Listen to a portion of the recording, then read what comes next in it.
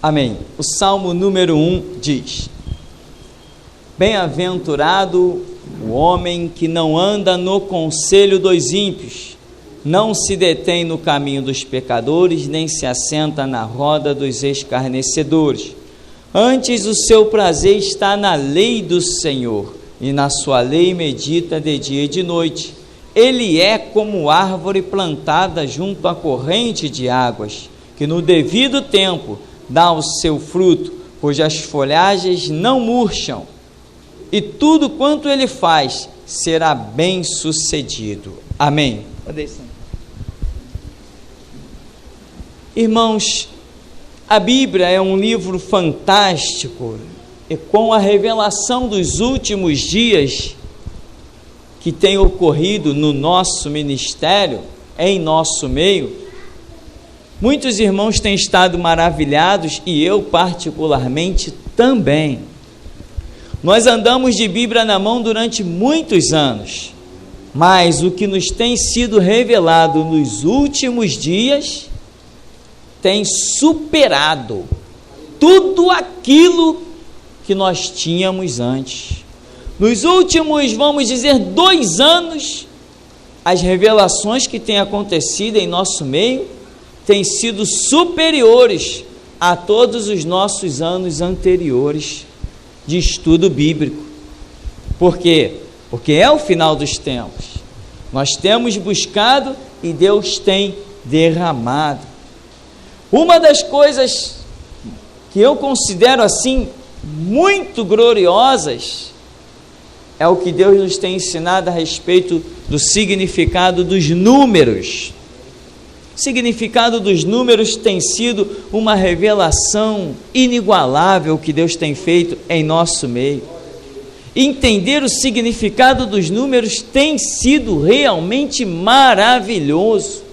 O significado do número 1, do 2, do 3, do 4, do 5, enfim, até o 12 é gloriosíssimo, e Deus não parou aí.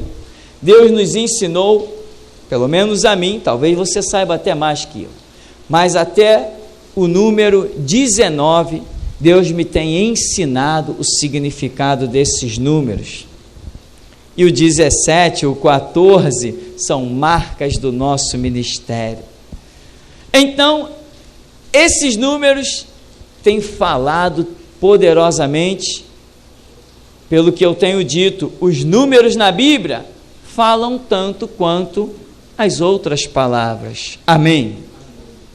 Agora, outra coisa, sem palavras para descrever, que Deus nos tem ensinado, é a matéria que eu criei com a misericórdia de Deus. Nunca vi isso em lugar nenhum. Deus começou a nos ensinar, e lá no cantinho meu com Deus, deu aquele estalo. Eu falei assim: meu Deus, se eu escrever uma matéria chamada simbologia bíblica, com tudo isso que o Senhor está me ensinando, e lançar isso no meio evangélico, muitas vidas crescerão espiritualmente e entenderão o que diz a Bíblia. E sem a simbologia bíblica, meu irmão, ninguém entende Apocalipse, mas com a simbologia bíblica, Apocalipse para nós já não tem mais mistérios. Então eu criei a simbologia bíblica. Não tem 100% da simbologia ali, logicamente, mas o que tem é suficiente para que você cresça e alcance outras coisas da parte do Senhor. E aqui no Salmo número 1, nós vemos uma simbologia maravilhosa, que no verso 3 diz: ele é como árvore. Irmãos, tem episódios que Deus nos compara a águias. E como nós vamos entender? Nós temos que entender, se Deus está comparando o homem à águia, né? Lembra aquele que diz assim: os que confiam no Senhor receberão asas de águia, subirão e não se cansarão, correrão, caminharão, enfim, né? Não se fadigarão. Aquela simbologia do livro de Isaías. Como é que você vai entender? O que Deus está dizendo quando ele compara o homem a uma águia?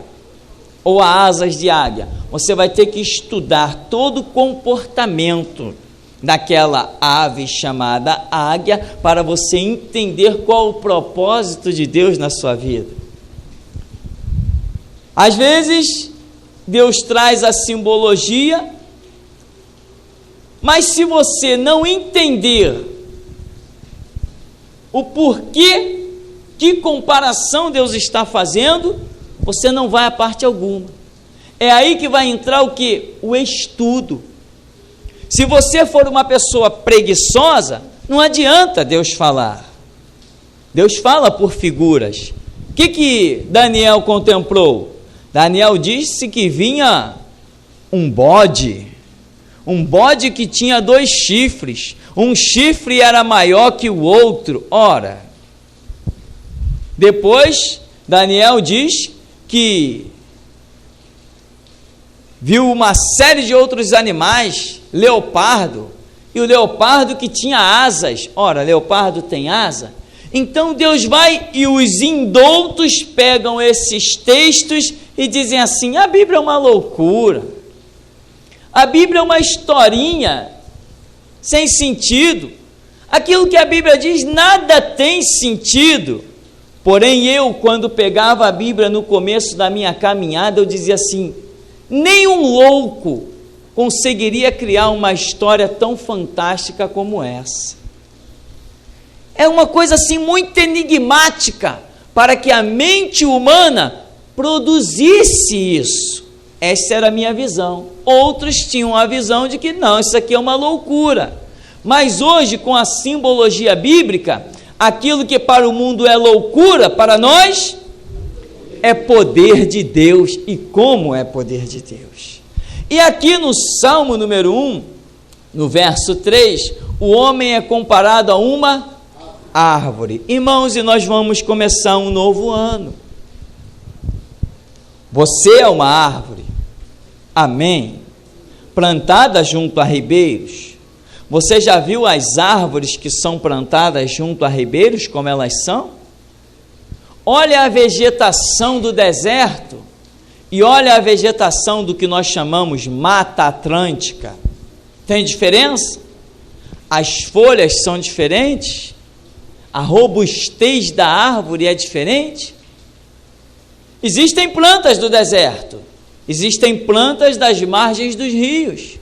De acordo com a terra, aquela planta, a vegetação, ela vai ser de uma determinada maneira. Se a terra ela é ruim, vamos assim dizer, as plantas que nascerem naquele lugar serão plantas fracas, sem vigor, sem raiz profunda, em que qualquer um que meta a mão ali e puxa, arranca ela. Não é assim? É assim. Mas arranca com facilidade uma árvore plantada junto a ribeiros. As suas raízes crescem com mais velocidade e mais rapidamente se tornam mais profundas. Vai arrancar. O que é a terra? A terra é o ministério. E qual é o primeiro ministério? O primeiro ministério é Deus. Todos nós, como árvores, temos que estar plantados em Deus. Os que confiam no Senhor são como árvore plantada junto a ribeiros. Depois Deus subdivide o seu reino e dá aos homens. Não é isso que a Bíblia diz? Que Deus deu o seu reino aos homens? É isso sim. Deus deu da sua autoridade ao homem? É isso sim, nós temos a autoridade de Deus, é isso que a Bíblia diz. Por isso que curamos os enfermos, por isso que expulsamos o demônio, por isso que o que sucede ao mundo não sucede a nós, porque nós temos a autoridade e o poder de Deus nas nossas vidas. Ele subdividiu, então nós também, ora, Israel não tem como símbolo a figueira, e figueira também não é símbolo de Deus. Por quê? Porque Deus colocou a representação da divindade na nação de Israel e agora colocou na igreja. Quem é a igreja? Eu e você. Então aqui, quando ele nos compara a árvores, tem alguns detalhes. e nos chama ao ministério, o ministério é a terra na qual Deus te planta. Se esse ministério for ruim, ou na verdade não for um ministério, você não vai criar raízes profundas, o seu crescimento vai ser horrível, atrofiado. Já viu aquelas plantinhas que ao invés de crescer ereta, elas crescem rastejando, quando na verdade não são aquela espécie, ela deveria crescer retinha, mas a terra é tão ruim que ela cresce rastejando. São ministérios que existem por aí, e essas plantas assim, são cristãos plantados em ministérios que não estão mais cumprindo o propósito de Deus. Então, ao invés deles crescerem, eles se arrastam. Mas quando você está plantado no lugar que Deus quer, e isso você só descobre em Mateus 6,6, aí você cresce em direção, em rumo a Cristo Jesus, autor e consumador da nossa fé. A árvore, como símbolo do homem, é algo impressionante, porque Jesus Cristo, ele é chamado de a rocha eterna. Ele é a pedra angular de esquina. Ele é a pedra vista por Daniel, cortada sem mão. E aí eu te pergunto, o que tem a ver a árvore com a pedra, com a rocha? Você já viu que tem plantas que crescem na rocha? E você fica olhando aonde que aquelas raízes estão encontrando alimento. Como é que aquela planta está subsistindo? E o mais fantástico, as raízes mais fortes e os caules mais viçosos são das plantas que estão firmadas na pedra. E há uma visão natural, ninguém entende, mas Deus assim criou e nos deu a simbologia da árvore. Irmão, as suas raízes têm que estar na rocha. Tem umas plantinhas que nascem por aí em algumas pedreiras, vai arrancar elas. Vai arrancar elas. Quando se usam as modernas ferramentas, corta-se ela, mas a raiz dela ninguém arranca. Está lá dentro da rocha, se tornou como que parte da rocha. Não é assim que acontece? É assim, na prática eu já vivi uma experiência dessa. E o que nós estamos querendo, meu irmão? Induzir a sua mente. Está virando um ano. E por que falar em virar um ano? Simplesmente porque está virando um ano? Não, porque Deus nos prometeu coisas para o ano que vem aí. E neste ano que vem aí, se você não for realmente uma árvore cujas raízes estejam impregnadas na rocha, você não vai servir ao propósito de Deus. Deus está nos chamando a um plano para causar escândalo. Hoje mesmo eu lia um dos e-mails que me enviaram, e a pessoa completamente escandalizada a respeito do estudo casamento versus registro de casamento. Eu não entendo, aquilo é tão claro e tão óbvio, mas as pessoas se escandalizam de uma maneira sobrenatural com aquele estudo, que está lá tão explicadinho nos seus mínimos detalhes. E a pessoa dizia assim para mim, uma mulher: você precisa ter mais cuidado com as suas palavras. Nós temos também que nos submetermos às leis dos homens. Deus é quem criou as autoridades e manda que nós nos submetamos às autoridades. Está escrito na Bíblia. E falava um monte de outras coisas. E eu dizia assim para ela: se a sua Bíblia diz isso, a minha não diz. Eu não sirvo o mesmo Deus que você. Que parte eu tenho contigo? Eu te conheço? Eu ando contigo?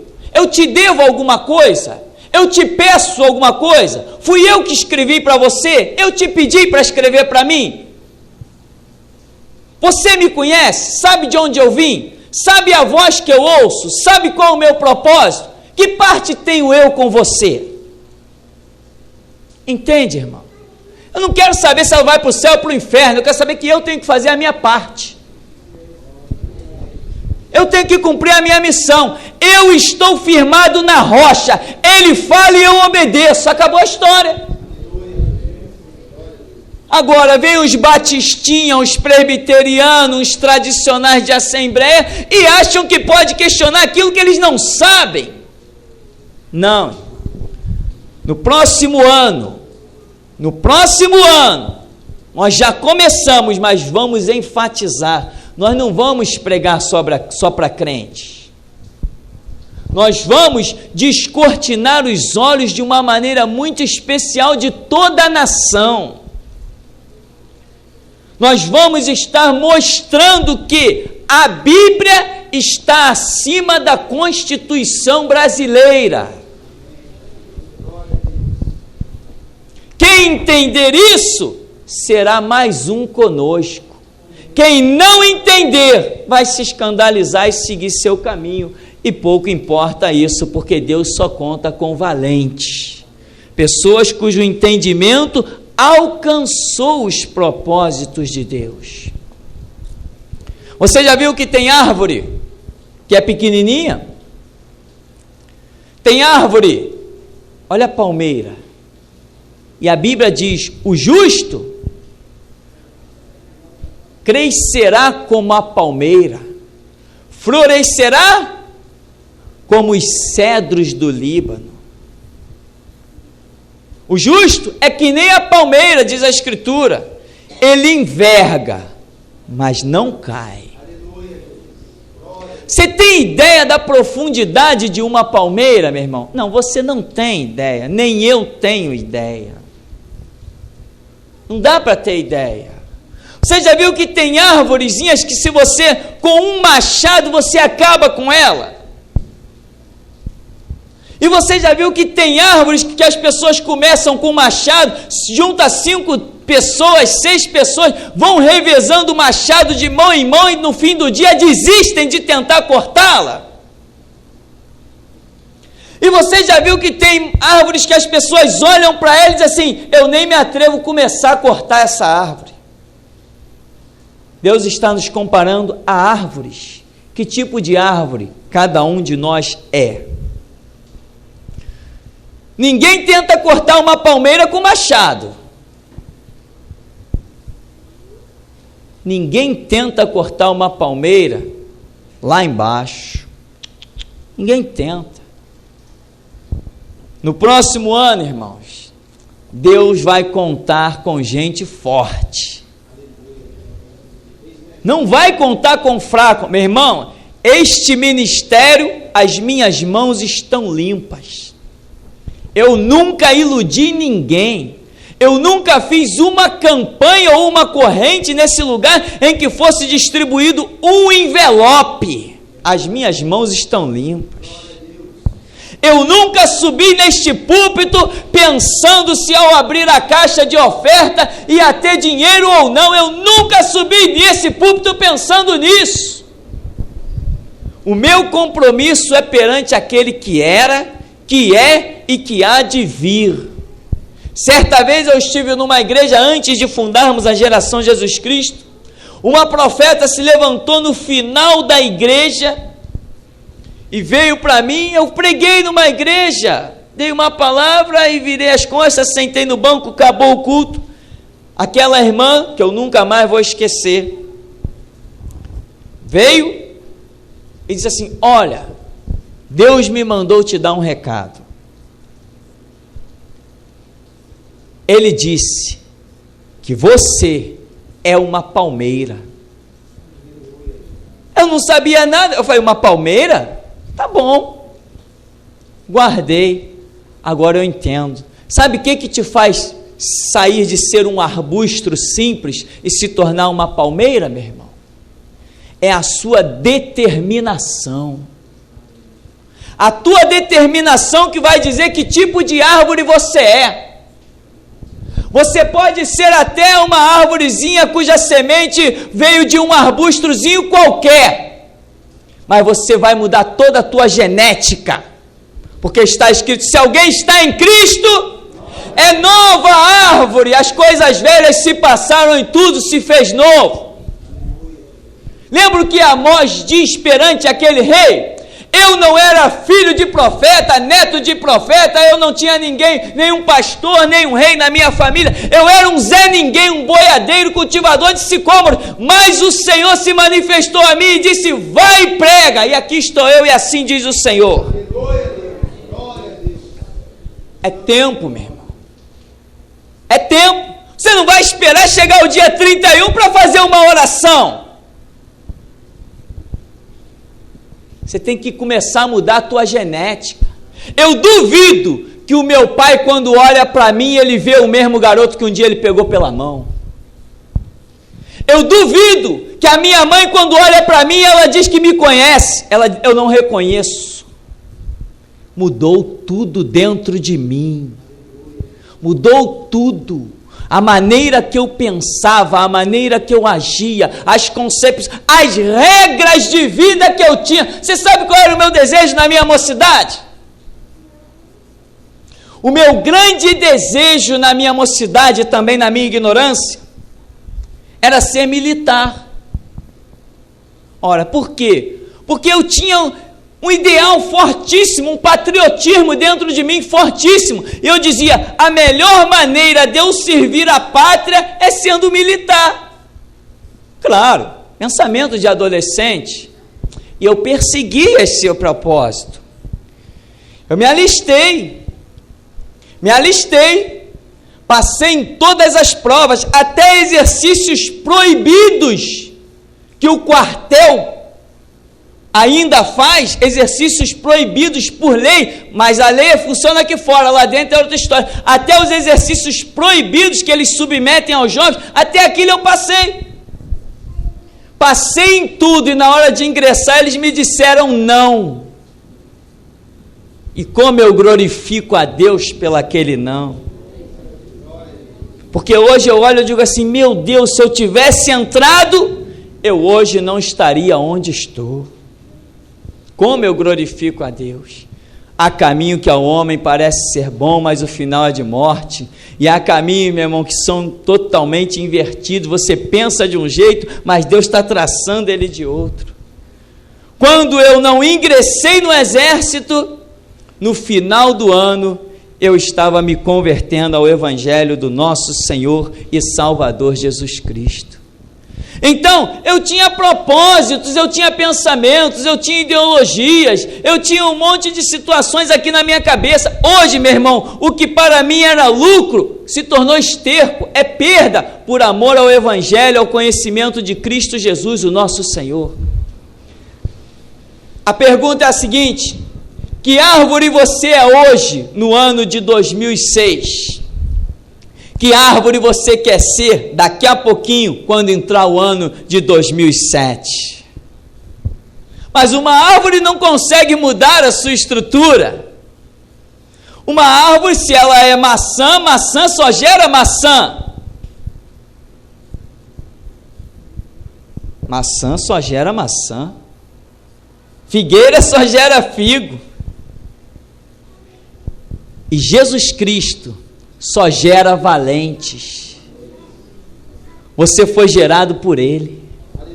Ele disse o quê? João 15: eu sou a videira verdadeira, meu Pai é o lavrador. Toda vara, pois, que está em mim, Ele a limpa, e dá fruto, Ele limpa para que dê mais fruto. E aquela que está em mim, mas não dá fruto, Ele corta e lança fora. Sabe que árvore você é? Se você está enxertado na videira, mesmo que você não seja videira, você se alimenta da videira. Aleluia. Glória a Deus.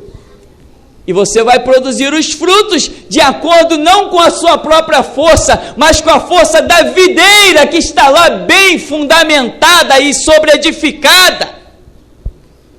Então, meu irmão, você é uma árvore, e você tem que sair daqui pensando: Senhor, me esclarece. E Deus vai te dizer assim: olha, está vendo aquele matinho ali na beira do meio-fio? Tem muito crente que é assim, que nem ele. Um matinho na beira da estrada. Deus vai te mostrar, está vendo aquela palmeira? Tem gente que alcança o ministério, se torna uma palmeira. A sombra, ninguém consegue nem ver o fim dela. Uma palmeira, irmão, quando o sol bate nela, do horizonte para frente, ninguém acha o final daquela sombra. E tu sabe o que significa essa sombra? O alcance do seu ministério. Vai toda a vida, ninguém vê o final. Tem árvores que estão bem fundamentadas e tudo mais, mas a sua sombra é limitada, o alcance do seu ministério é limitado. Porque a sombra significa ministério. Lembra o que foi dito para Nabucodonosor? Na interpretação, quando Daniel diz assim: ó rei, tu és a grande árvore. Deus te deu todos os povos e todos os animais vieram para se abrigar debaixo da tua sombra. Então, o ministério do reinado de Nabucodonosor estava representado na sombra. Sombra é a presença. E a maior presença que nós temos na nossa vida é Deus. Por isso diz: aquele que habita na sombra do Onipotente descansará. É no ministério de Jesus Cristo, debaixo do sangue de Jesus, que você encontra o descanso. Então, diz assim, no verso 2: antes tem o seu prazer na lei do Senhor, e na sua lei medita de noite. Aí diz: ele será como a árvore. Então, qual é o caminho para você se tornar uma árvore forte? Se você olhar para trás este ano que está ficando para trás, você vai ver que você pegou na sua Bíblia quantas vezes? Você vai ver que você entrou na intimidade do seu quarto para falar com Deus quantas vezes? E se você olhar que você fez isso poucas vezes, o arbustrozinho que você é hoje, você vai continuar no próximo ano. Se você não mudar de atitude, meu irmão, nada vai mudar na sua vida. Mas se você olhar e ver que, não, eu peguei na Bíblia, eu me dediquei, eu não perdi tempo, eu aproveitei o tempo, você vai ver que você pode ter sido um arbustrozinho nesse ano, mas no próximo ano você vai ser uma palmeira. Você vai ser alguma coisa que será referencial para que Deus opere a sua maravilha. E diz assim: dá o fruto no devido tempo, as folhas não caem, não murcham, e tudo quanto ele faz, prosperará, será bem sucedido. Tem pessoas por aí que fazem uma coisa, não dá certo. Faz outra coisa, não dá certo. Faz outra coisa, não dá certo. Ora, está faltando Deus. Agora, se você tem Deus, está no seu propósito, tudo que você faz será bem sucedido. A árvore vai dar o fruto na estação própria. Agora, entre uma estação e outra, o que a árvore faz? Ela se prepara para a época em que dará fruto. Ela se alimenta, ela firma as suas raízes. Agora, diz no verso 4, para encerrarmos: os ímpios não são assim, são porém como a palha que o vento dispersa. Por isso os perversos não prevalecerão no juízo, nem os pecadores na congregação dos justos, pois o Senhor conhece o caminho dos justos, mas o caminho dos ímpios perecerá. Deus conhece o caminho de todo mundo. E se Deus hoje sondasse o seu caminho, ele qualificaria como caminho de justo ou caminho de ímpio? Esta é a grande pergunta para que você possa realmente ser bem sucedido. Amém? Nós vamos ficar por aqui. O Senhor nos abençoe em nome de Jesus.